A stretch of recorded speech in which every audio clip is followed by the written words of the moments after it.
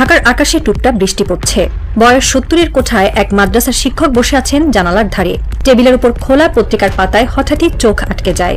ঢাকা বিশ্ববিদ্যালয়ের ভিপি পদে প্রতিদ্বন্দ্বিতা করা ২০ জন প্রার্থী, যাদের শিক্ষা শুরু হয়েছিল মাদ্রাসায়। এক মুহূর্তে বুকটা যেন কেঁপে ওঠে। মনে হয় কোনো পুরনো ছাত্র দরজার পাশ থেকে ডেকে উঠেছে, হুজুর দোয়া কইরেন। চোখ ভিজে ওঠে তার অজান্তেই। বাইরে বজ্রের আলো খেলে যায়, জানালার ফাঁক গলে বৃষ্টির ফোঁটা ঝরে পড়ে টেবিলে। মনে ভেসে আসে একটাই প্রশ্ন, এ কি তবে সময়ের চক্র? বিস্তৃত ইতিহাস কি আবার ফিরে আসছে? ঢাকা বিশ্ববিদ্যালয় কেন্দ্রীয় ছাত্র সংসদ ডাকসু নির্বাচন ঘিরে এখন উন্মাদনা।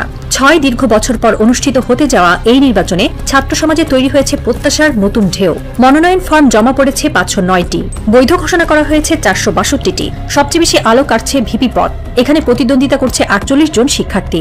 আশ্চর্যের বিষয়, এর মধ্যে ২০ জনের বেশি শিক্ষাজীবন শুরু হয়েছিল মাদ্রাসায়।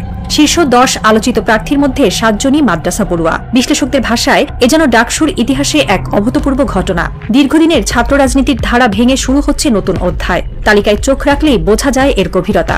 আবিদুল ইসলাম দাখিল করেছেন তামিরুল মিল্লাত টঙ্গী শাখা থেকে। সাদিক কায়েম বাইতুস শরফ চট্টগ্রাম ও খাগড়াছড়ি থেকে দাখিল ও আলিম সম্পন্ন করেছেন। আব্দুল কাদিরের শিকড় লক্ষ্মীপুরের জাদুইয়া ইসলামিয়া ফাজিল মাদ্রাসায়। আব্দুল ওয়াহায়েদ আলিম করেছেন কেওয়াচিয়া মুজহেরুল হক ইসলামিয়া মাদ্রাসা থেকে। স্বতন্ত্র প্রার্থী জামাল উদ্দিন খালিদের শিক্ষাজীবন শুরু হয় চাঁদপুরের লতিফগঞ্জ ইসলামিয়া ফাজিল মাদ্রাসায়। পরে দাওরায়ে হাদিস করেছেন ঢাকার জামিয়া ইমদাদুল উলুম ফরিদাবাদে। ছাত্র অধিকার পরিষদের বিন ইয়ামিন মোল্লা দাখিল করেছেন সুন্নাটেংরা মাদ্রাসা থেকে। ইসলামী ছাত্র আন্দোলনের ইয়াসিন আরাফাতও মাদ্রাসারই ছাত্র। অনেকে ঠাট্টা করে বলেন, ঢাকা বিশ্ববিদ্যালয় তো এখন বৃহত্তর মাদ্রাসা, কারো কারো নাকি নাম শুনলেই হরহর করে বমি আসে। অথচ আজকের ডাকসু প্রমাণ করছে এই প্রজন্মকে অবহেলা করার দিন ফুরিয়ে এসেছে।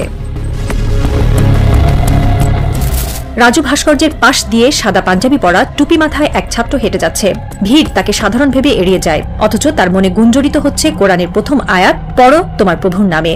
যেন সেই সুর তার শিরায় রক্ত হয়ে বইছে। ইতিহাসও বহন করছে একই প্রতিধ্বনি।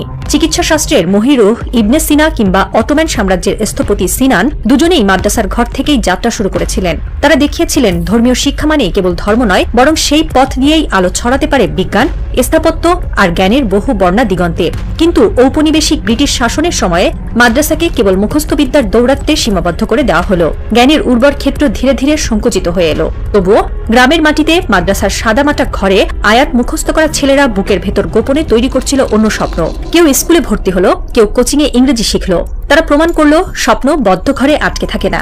আজ সেই স্বপ্নের প্রতিফলন দেখা যাচ্ছে ঢাকা বিশ্ববিদ্যালয়ের প্রাঙ্গণে। ভিপি পদে প্রতিদ্বন্দ্বিতা করা প্রায় ২০ জন মাদ্রাসা পড়ুয়া ছাত্র যেন ইতিহাসকে নতুনভাবে লিখছে।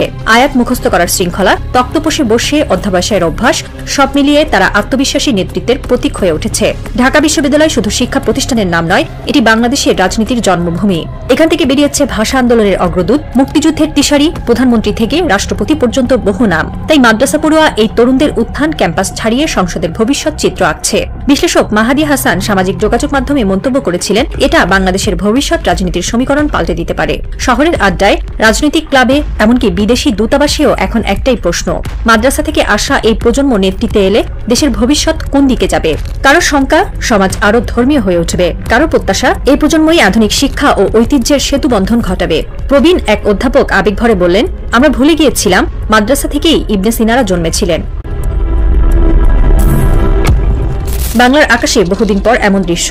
অবহেলিত, প্রান্তিক, একঘরে করা ছেলেরা আজ আলোচনার কেন্দ্রবিন্দু। যেন ইতিহাস ফিসফিস করে বলছে, তোমাদের জায়গা এখানেই, আলোয়। চিকিৎসা থেকে স্থাপত্য, জ্ঞান থেকে সাহিত্য। ইবনে সিনা, সিনান, ইমাম গাজ্জালি, আল বিরুনি, ইবন খালদুন কিংবা ইবন রুশদ অগণিত জ্ঞানীগুণী প্রমাণ করেছিলেন মাদ্রাসা শিক্ষা থেকে সর্বোচ্চ জ্ঞানে পৌঁছানো সম্ভব। ইসলামী সভ্যতার সোনালী যুগে মাদ্রাসাই ছিল দুনিয়ার জ্ঞানের বাতিঘর, যেখানে ধর্ম ও বিজ্ঞানের মেলবন্ধন ঘটেছিল। কিন্তু ঔপনিবেশিক যুগে সেই শিক্ষা মুখস্থের বেড়াজালে বন্দী হয়ে পড়ল। ব্রিটিশরা মাদ্রাসাকে শুধু নামাজ কালামের সংকীর্ণতায় সীমিত করে দিল। অথচ আজ ঢাকা বিশ্ববিদ্যালয়ের ডাকসু নির্বাচনে মাদ্রাসা পড়ুয়া শিক্ষার্থীদের বিপুল অংশগ্রহণ প্রমাণ করছে ইতিহাস আবার ঘুরে দাঁড়াচ্ছে। মাদ্রাসা থেকে প্রচলিত শিক্ষা ব্যবস্থায় প্রবেশ করে বিশ্ববিদ্যালয়ে ভালো ফল করা সহজ নয়, তবুও এরা করছে। এর মানে মেধা ও অধ্যাবসায়ে তারা সমান তালে এগোচ্ছে। আজ তারা নেতৃত্বের আসনে বসে জানাচ্ছে, বাংলাদেশের ভবিষ্যৎ গড়তে তারাই প্রস্তুত। ডাকসু নির্বাচনে তাদের অংশগ্রহণ কেবল একটি নির্বাচন নয়, এটি ভবিষ্যতের নেতা চেনার আলোকবার্তিকা। রাজনীতির আজকের নেতাদের জন্য এটি এক গুরুতর বার্তা। এক প্রবীণ শিক্ষক অশ্রুসিক্ত কণ্ঠে বলেন, আল্লাহর হুকুম ছাড়া একটা পাতাও নড়ে না। আজ দেখেন সেই পাতাই দুলছে।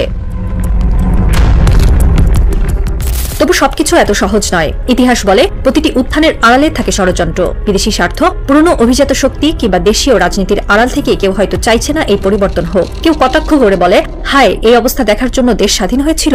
বুদ্ধিজীবীদের জন্য কলকাতার কচু বনি তবে ভালো ছিল। কথাগুলো শোনার পর বুক জ্বলে ওঠে, মায় হৃদয় বিদীর্ণ হয়। ঢাকা বিশ্ববিদ্যালয়ের দেয়াল এখনো রক্তের দাগ ভুলে যায়নি। প্রতিটি আন্দোলন, প্রতিটি বিপ্লবী ছিল রক্তাক্ত।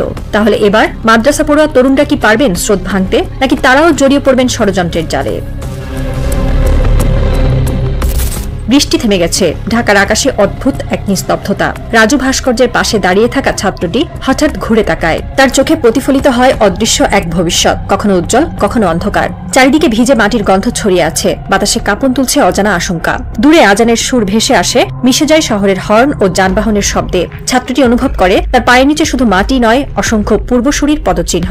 ইবনে সিনা, সিনান, ইমাম গাজ্জালি, আল বিরুনি কিংবা ইবন খালদুনের মতো জ্ঞান সাধকদের উত্তরসূরি হিসেবে সে দাঁড়িয়ে আছে সময়ের মোড়ে।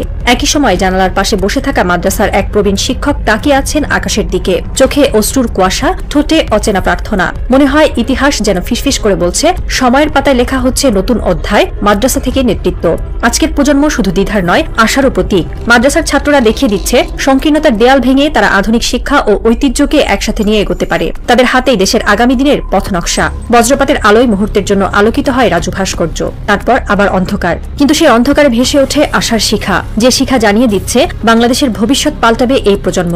ঘড়ির কাঁটা টিকটিক করে বাঁচতে থাকে। মনে হয় সময় নিজেই নতুন অধ্যায়ের অপেক্ষায়। ঢাকা বিশ্ববিদ্যালয়ে মাদ্রাসার প্রাক্তন ছাত্ররা আর দেশের ভবিষ্যৎ সবকিছু যেন প্রস্তুত এক নতুন ভোরের জন্য। হ্যাঁ, এই প্রজন্মই বাংলাদেশকে বদলে দেবে।